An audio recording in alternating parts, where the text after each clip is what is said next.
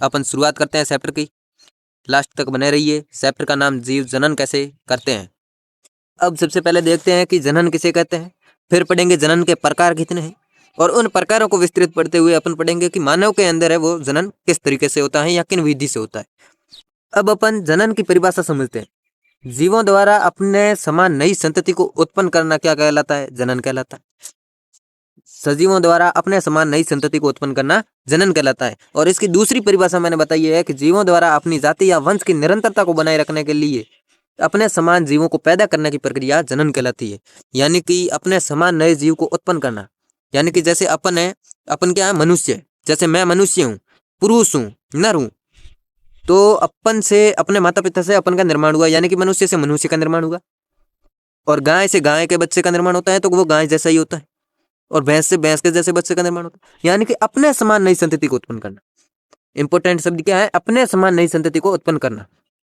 ऐसा तो है नहीं कि गाय के द्वारा मनुष्य उत्पन्न होगा या दूसरा कोई बच्चा उत्पन्न होगा, नहीं, अपने समान नई संतति उत्पन्न होगी। यदि मनुष्य है तो वह जनन करके क्या करेगा, अपने समान नए मनुष्य को जन्म देगा। अब जनन के दो प्रकार है, पहला प्रकार है लैंगिक जनन, दूसरा है अलैंगिक जनन। पहला कौन सा है, लैंगिक जनन, और दूसरा कौन सा है, अलैंगिक जनन। अब पहले समझ लेते हैं कि डीएनए के बारे में थोड़ा। डीएनए का पूरा नाम होता है डीऑक्सी राइबोज न्यूक्लिक अम्ल। यह फुल फॉर्म याद रखनी क्या है, जरूरी है, क्योंकि यहाँ से 1 नंबर का क्वेश्चन बन सकता है कि डीएनए का पूरा नाम क्या है या फुल फॉर्म क्या है। तो डीऑक्सी राइबोज न्यूक्लिक अम्ल, डीएनए किसकी फुल फॉर्म है, डीएनए की फुल फॉर्म क्या है, डीऑक्सी राइबोज न्यूक्लिक अम्ल। ठीक है। डीएनए के अणुओं में आनुवंशिक गुणों का संदेश होता है जो जनक से संतति पीढ़ी में स्थानांतरित होता है। यानी कि डीएनए, जैसे अपन मनुष्य है, अपन के अंदर भी क्या है, डीएनए, और डीएनए के अंदर क्या होता है, आनुवंशिक पदार्थ होते हैं। जब नई संतति का निर्माण होता है तो वो डीएनए के गुण क्या चले जाते हैं, अपनी संतति या बच्चे में चले जाते हैं, जिसके कारण माता पिता के समान लक्षण क्या आ जाते हैं, संतति में भी आ जाते हैं। जैसे पिता है, पिता के जैसा ही क्या हो जाता है, बेटे के अंदर कोई न कोई लक्षण देखने को मिलते हैं। ये किस कारण होता है, इस डीएनए के कारण होता है। और डीएनए की प्रतिकृति बनना जनन की मूल घटना है। क्या है, मूल घटना, यानी कि जब डीएनए की प्रतिकृति बनेगी, यानी कि अपनी संतति में जाएगा तो क्या बन जाएंगे, उसके क्या आ जाएंगे, संतति के अंदर लक्षण आ जाएंगे। किसके, पैतृकों के लक्षण। किसके आ जाएंगे, पैतृक, यानी कि माता पिता के लक्षण आ जाएंगे। अब अपन आगे समझते हैं कि जनन के कितने प्रकार हैं, यानी कि टाइप्स ऑफ रिप्रोडक्शन। ठीक है, पहला पढ़ते हैं लैंगिक जनन, दूसरा है अलैंगिक जनन। दोनों को अपन विस्तार से समझेंगे अंतर के साथ। इस प्रकार के जनन में नर व मादा दोनों जीव मिलकर एक नई संतति का निर्माण करते हैं। क्या करते हैं, नई संतति का निर्माण करते हैं। जैसे कि मैंने यहाँ बना दिया, ये हो गया क्या, नर। नर का मतलब क्या है, पुरुष।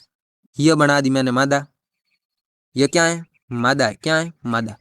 अब जब जनन करेंगे, जनन का मतलब क्या है, जब नर के द्वारा नर युग्मक और मादा के द्वारा मादा युग्मक जब दोनों आपस में सलित होंगे, यानी कि जुड़ जाएंगे, उनका युग्मन हो जाएगा, तो युग्मनज का निर्माण होगा और क्या हो जाएगा, निषेचन।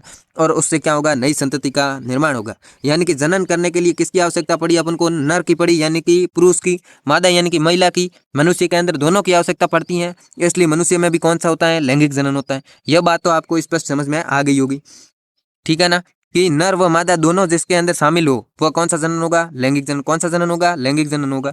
अब बात करते हैं अलैंगिक जनन की। किसकी बात करते हैं, अलैंगिक जनन की। अलैंगिक जनन के अंदर क्या होगा कि इस प्रकार के जनन में केवल एक ही जीव नई संतान को उत्पन्न करेगा।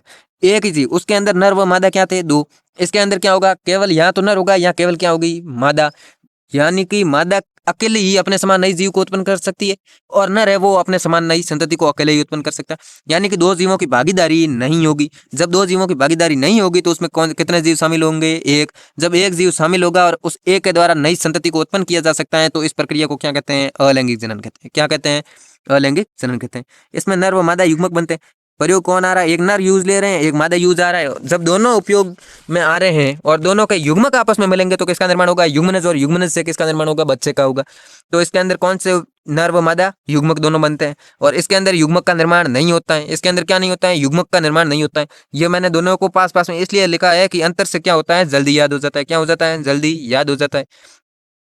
अब लैंगिक जनन के अंदर नया जीव आनुवंशिक रूप से पैतृक जीवों के समान होता है, परंतु समरूप नहीं होता है। समरूप का मतलब है एक समान नहीं होता है, यानी कि जो माता या पिता है उसके एग्जैक्ट सेम नहीं होगा, यानी कि हुब टू हुब, जैसा पिता है वैसा बच्चा नहीं होगा। यहाँ ऐसा हो सकता है कि थोड़ा बहुत उसका चेहरा है वो बच्चे का पिता या माता से मिलता जुलता हो। इसलिए लैंगिक जनन के अंदर क्या होता है, पैतृक जीवों के समान होते हैं। क्या होते हैं, आनुवंशिक गुण होते हैं समान, यानी कि डीएनए हो गई। और समरूप नहीं होता है, यानी कि एग्जैक्ट पूरा सेम नहीं होता है, शक्ल वगैरह पूरी मैच नहीं होती है। इसके अंदर नया जीव पैतृक जीव के समान या समरूप होता है। जैसे कि ये कोई जीव है, इसके अंदर अलैंगिक जनन होगा तो वापस ही ऐसा ही जीव बनेगा, यानी कि दोनों क्या है, एकदम दोनों क्या है, सेम है, एग्जैक्ट क्या है, सेम। जैसा ये है वैसा ही क्या है, ये है, इसलिए दोनों इसके अंदर क्या होते हैं, समान होते हैं, यानी कि क्या होते हैं, समरूप होते हैं, यानी कि दिखने में क्या होते हैं, एक जैसे होते हैं। क्या होते हैं, एक जैसे होते हैं। अब अपन बात करते हैं नेक्स्ट पॉइंट की। प्रजाति में विभिन्नताएं उत्पन्न करने में सहायक होता है। प्रजाति में क्या करता है, विभिन्नता। कौन, लैंगिक जनन। लैंगिक जनन के अंदर नर व मादा दोनों आते हैं, इसलिए ये क्या करते हैं, विभिन्नता उत्पन्न करते हैं। और अलैंगिक जनन के अंदर सतत गुणन के लिए यह एक बहुत ही उपयोगी माध्यम है, यानी कि ये एक है कोई जीव, इससे क्या बन जाएंगे, जनन एक के द्वारा दो बन जाएंगे। अब ये एक है जो वापस विभाजित होगा तो किसका निर्माण हो जाएगा, दो नए जीवों का विभाजित हो जाएगा, यानी कि एक ही है वो गुणन करके किसका निर्माण करना है, एक से अधिक संतति का निर्माण करना है। किसका निर्माण कर रहा है, एक से अधिक संतति का निर्माण कर रहा है या जीव का निर्माण कर रहा है। लैंगिक जनन उच्च वर्ग के जीवों में पाए जाते हैं। उच्च वर्ग के जीवों के अंदर जैसे कि मनुष्य है, गाय है, कुत्ते है, यानी कि उच्च प्रजाति के जीवों में।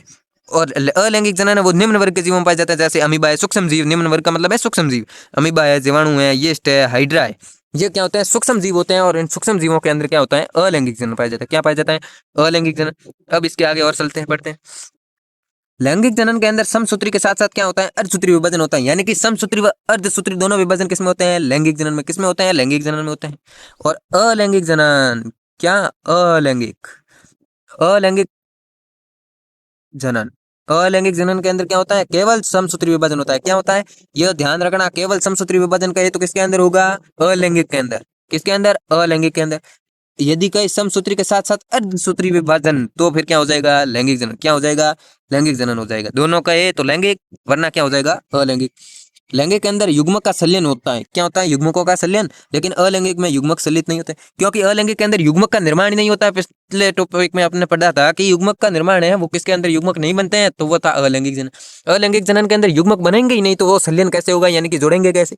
इसके अंदर नर व मादा के द्वारा नर व मादा युग्मक बन रहे थे। नर युग्मक बन रहा था, शुक्राणु मादा युग्मक, अंडाणु बन रहा था मनुष्य के अंदर, तो वो दोनों आपस में क्या हो जाएंगे, संलित। और किसका निर्माण करेंगे, युग्मनज। किसका, युग्मनज। ये सब अपन आगे पढ़ेंगे, किसका निर्माण होगा, युग्मनज। सब के सब अपन पढ़ेंगे, नर व मादा जनन तंत्र पढ़ेंगे, उसके अंतर अध्ययन करेंगे। अब आती है अलैंगिक जनन की विधियां। क्या आती है, अलैंगिक जनन की विधियां। मैं पेन का कलर चेंज कर लेता हूं। अलैंगिक जनन की विधियां। अलैंगिक जनन की पहली विधि है विखंडन, दूसरी है खंडन, तीसरी मुकुलन, चौथी है बीजाणु निर्माण, पांचवी पुनरुद्भवन या पुनर्जनन, ये बहुत ही ज्यादा इंपॉर्टेंट है। क्या है, बहुत ही ज्यादा इंपॉर्टेंट है। और छठी है 6 नंबर पर कायिक जनन या कायिक का प्रवर्धन। अब अपन पढ़ेंगे पहली विधि का विस्तृत अध्ययन करेंगे। किसका करेंगे, पहले का विस्तृत अध्ययन। पहली अपन लेते हैं विखंडन। क्या लेते हैं, विखंडन लेते हैं। कौन सी विधि लेते हैं, ये मैंने ले ली, विखंडन विधि। ठीक है, विखंडन के अंदर पढ़ते हैं कि लैंगिक जनन की वह विधि जिसमें एक जीव टुकड़ों में टूटकर नए जीवों का निर्माण करता है, जैसे विखंडन विधि कहते हैं। क्या कहते हैं, विखंडन विधि कहते हैं, उसे क्या कहते हैं, विखंडन विधि। यानी कि कोई भी एक जीव है, जैसे मान लिया ये एक जीव है, अब ये एक जीव क्या होगा, विभाजित, तो एक से अधिक जीव का निर्माण करेगा। ये वापस विभाजित होगा, कितने जीवों का निर्माण करेगा, एक से अधिक। और जब ये विभाजित होगा तो वापस क्या हो जाएगा, एक से अधिक जीवों का निर्माण हो जाएगा। यानी कि इससे इससे ये क्या बन रहा है, अभी भी बन रहा है, कोई नहीं, रिमूव करते हैं इसे। जैसे कोई ये है, एक से क्या बन गए, दो। अब एक से दो भी बन सकते हैं, दो भी ज्यादा भी बन सकते हैं, तो इसे क्या कहते हैं, विखंडन विधि। क्या कहते हैं इसे, विखंडन विधि। क्या कहते हैं, विखंडन विधि, यानी कि विखंडन विधि। अब विखंडन के भी दो प्रकार है कि द्विखंडन किसे कहते हैं और बहुखंडन किसे कहते हैं। द्विखंडन के अंदर एक मैं बात बताता हूं, जो आपको परिभाषा रटने की जरूरत नहीं है। क्या नहीं है, रटने की जरूरत नहीं है। तो सबसे पहले पढ़ते हैं द्विखंडन, बाद में पढ़ेंगे विखंडन। विखंडन तो पढ़ लिया, सबसे पहले पढ़ते हैं द्विखंडन। द्विखंडन के बाद में पढ़ेंगे बहुखंडन। क्या पढ़ेंगे, बहुविखंडन या खंडन। किसके अंदर पढ़ेंगे, विखंडन के अंदर। अब द्विखंडन स्टार्ट करते हैं कि कुछ एक कोशिकीय जीव जैसे अमीबा, पैरामीशियम आदि में कोशिका दो भागों में बढ़ जाती हैं और प्रत्येक भाग से नए जीव का निर्माण होता है। इस प्रक्रिया को द्विखंडन कहते हैं। यानी कि कोई किसके अंदर, अमीबा या पैरामीशियम के अंदर, और ये क्या होते हैं, एक कोशिकीय जीव होते हैं। यह इंपॉर्टेंट है, यदि आपको कहे बहुकोशिकीय जीव के अंदर कौन सी विधि होती है, तो वो बहुविखंडन होती है। कौन सी, बहुविखंडन। यदि एक कोशिकीय जीव का दे और उसके अंदर पूछ ले कि विखंडन की कौन सी विधि होती है, तो बहुखंडन ना होकर के क्या हो जाएगा, द्विखंडन। एक कोशिकीय जीव आए तो द्विखंडन, बहुकोशिकीय जीव आए तो बहुखंडन। ठीक है ना, याद रह गया। अब एक कोशिकीय जीव कौन से होते हैं, अमीबा है, पैरामीशियम है, ये क्या है, एक कोशिकीय जीव है। क्या है, एक कोशिकीय जीव है। अब आपके मन में डाउट आ रहा होगा कि मैंने अपन को क्या पता ये एक कोशिकीय है या बहुकोशिकीय है। ये जब जब आगे पढ़ते जाएंगे तो अपन को क्या होता रहेगा, याद होता रहेगा। अब इसके अंदर क्या होगा, अमीबा या पैरामीशियम क्या है, एक कोशिकीय जीव है। अब इस एक कोशिकीय जीव से कितने जीव का निर्माण हो रहा है, एक और एक दो जीव का निर्माण हो रहा है। यानी कि कितने, एक कोशिकीय जीव है और एक कोशिकीय जीव से कितने भागों में बढ़ जा रहा है, एक कोशिकीय जीव है वो दो भागों में बढ़ जा रहा है और दोनों भागों से क्या हो गया, वापस नए जीव का निर्माण हो गया। यानी कि पहले ऐसा था, बाद में भी ऐसा जीव बन गया। यानी कि कोई एक जीव है, दो बराबर भागों में टूट गया और दो बराबर भागों में टूटने के पश्चात अपने जैसे नए जीव का निर्माण कर दिया। क्या कहलाता है, द्विखंडन। क्या कहलाता है, द्विखंडन। अब अमीबा के अंदर अपन पढ़ते हैं कि द्विखंडन किस तरह का होता है। ये क्या है, अमीबा है। क्या है, अमीबा। अब अमीबा में द्विखंडन, अमीबा एक कोशिकीय जीव है। क्या है, एक कोशिकीय जीव है क्योंकि अपने द्विखंडन की परिभाषा के अंदर पढ़ा है। अमीबा एक कोशिकीय जीव है, इसकी कोशिका पहले लंबी हो जाती है। पहले क्या हो जाती है, लंबी। जैसे कि मैंने यहाँ पर दिखाया है, क्या कर रखा है मैंने, दिखा रखा है। अब पहले तो अमीबा ऐसा था, अब ये क्या हो गया, लंबा। क्या हो गया है, लंबा हो गया। तो मैंने यही लिख रखा है कि इसकी कोशिका पहले क्या हो जाती है, लंबी हो जाती है। साथ ही इसका जीव द्रव्य और केंद्रक भी लंबाई में क्या हो जाते हैं, फैल जाते हैं। पहले तो केंद्रक इतना था, अब केंद्रक क्या हो गया, इतना फैलकर बड़ा हो गया। क्या हो गया, बड़ा हो गया, फैल जाता है। अब इनके बीचों बीच एक खांच उत्पन्न होती है। यानी कि ये क्या हो गई, खांच, यानी कि खाली स्थान। अब यानी कि रिक्त स्थान उत्पन्न हो गई दोनों के बीच में, और जब रिक्त स्थान उपस्थित हो गई या खास उपस्थित हो गई तो क्या हो गया, जीव के दो भाग हो गए। यानी कि कोशिका द्रव्य और केंद्र क्या हो गया, दो भागों में टूट गया या विभाजित हो गया और दोनों टुकड़ों से क्या बन गया, एक नया अमीबा। पहले अमीबा ऐसा था, पहले अमीबा ऐसा था और अब अमीबा ऐसा है। यानी कि जैसा पहले था वैसे ही अभी है। यानी कि एक जीव था अमीबा, क्षेत्र याद रखो, परिभाषा जरूरत नहीं है, अपने क्षेत्र से रट लो। यानी कि अमीबा है, अमीबा को जब क्या किया, धीरे धीरे लंबाई में बढ़ोतरी हुई अमीबा के, तो लंबाई में बढ़ोतरी अमीबा के अंदर हुई तो उसका केंद्रक भी क्या हो जाएगा, लंबा। केंद्रक लंबा होगा तो उसका जीव द्रव्य क्या हो जाएगा, लंबा। जीव द्रव्य का मतलब है इसके अंदर ये जो लिक्विड पदार्थ है, ये लिक्विड पदार्थ है, इसे क्या कहते हैं, जीव द्रव्य कहते हैं। इसे क्या कहते हैं, जीव द्रव्य कहते हैं। क्या कहते हैं, जीव द्रव्य कहते हैं। अब ये लंबा हो गया तो इसके बीच में बाद में क्या उत्पन्न होने लग गई, खास। यानी कि क्या हो गई, रिक्त स्थान उत्पन्न हो गई। और जब रिक्त स्थान उत्पन्न हो गई तो क्या हो गया, बीच में से कट गया और दो नए अमीबा का निर्माण हो गया। कितने अमीबा का निर्माण हो गया, दो अमीबा का। यानी कि एक अमीबा से दो अमीबा का निर्माण हो जाना क्या कहलाता है, द्विखंडन कहलाता है। क्या कहलाता है, द्विखंडन कहलाता है। अब अपन पढ़ेंगे भूविखंडन। क्या पढ़ेंगे, बहुविखंडन। तो आज अपने कितना बाकी है, और अभी बाकी बहुत है। तो आज के लिए अपन बहुखंडन पढ़ लेते हैं, आगे का पढ़ेंगे कल। तो बहुविखंडन क्या होता है अभी समझते हैं। बहुविखंडन, बहुविखंडन के अंदर अलैंगिक जनन की वह विधि जिसमें एक कोशिकीय जीव, जिसके अंदर क्या है, एक कोशिकीय जीव जनन जनक जीव के एक साथ विभाजित होकर नई संतति कोशिकाओं का निर्माण करता है। अलैंगिक जनन की वह विधि जिसमें एक कोशिकीय जनक जीव एक साथ विभाजित होकर नई संतति कोशिकाओं का निर्माण करता है। यानी कि मुख्य प्रक्रिया क्या है, प्रतिकूल परिस्थितियों में जीव अपने चारों ओर एक सुरक्षात्मक क्या बना लेता है, परत बना लेता है या पुट्टी बना लेता है या कवच बना लेता है। जैसे कि मैंने उदाहरण ले लिया प्लाज्मोडियम का। किसका ले लिया, प्लाज्मोडियम का ले लिया उदाहरण। किसका उदाहरण ले लिया, प्लाज्मोडियम का। अब प्लाज्मोडियम के बाहर ये क्या है, सुरक्षात्मक आवरण या क्या है, कवच है। क्या है, कवच। क्या है, कवच है। अब ये बाहर क्या हो गया, कवच हो गया। अब कवच के अंदर या पुट्टी के अंदर जनक कोशिका का केंद्रक बार बार विभाजित होता है। पहले इसके अंदर क्या था, केवल एक ही केंद्रक था। क्या था, एक ही केंद्रक था, ये बाहरी आवरण है। अब ये एक ही केंद्रक है, वो बार बार विभाजित होकर क्या कर रहा है, एक से अधिक केंद्रकों में टूट रहा है। क्या हो रहा है, केंद्रकों में टूट रहा है। अब जब टूट रहा है तो इसके चारों ओर ये आपको क्या दिखाई दे रहा है, ये क्या है, द्रव इकट्ठा हो रखा दे रहा है। यानी कि प्रत्येक के चारों ओर क्या उत्पन्न हो जाएगा, जीव द्रव्य एकत्रित हो जाएगा या इकट्ठा हो जाएगा। क्या हो जाएगा, जीव द्रव्य इकट्ठा या एकत्रित हो जाएगा। अब इकट्ठा हो गया, अनुकूल परिस्थिति आने पर पुट्टी फट जाती हैं और सभी नन्ही कोशिकाएं बाहर निकलकर नए जीव का निर्माण करती है। क्या करती हैं, नए जीव का निर्माण करती है। किसका निर्माण करती है, नए जीव का निर्माण करती है। अब ये बाहरी सुरक्षात्मक आवरण है, इसके अंदर केवल एक ही केंद्रक था जो विभाजित होकर एक से अधिक कोशिका को बना रहा है या निर्माण कर रहा है। क्या कर रहा है, एक से अधिक कोशिका का निर्माण कर रहा है। एक से अधिक कोशिका का निर्माण कर रहा है। ज्यादा हो गया, पहले मिटा लेता हूँ इसे ताकि स्पष्ट दिखाई दे। क्या दिखाई दे, स्पष्ट दिखाई दे।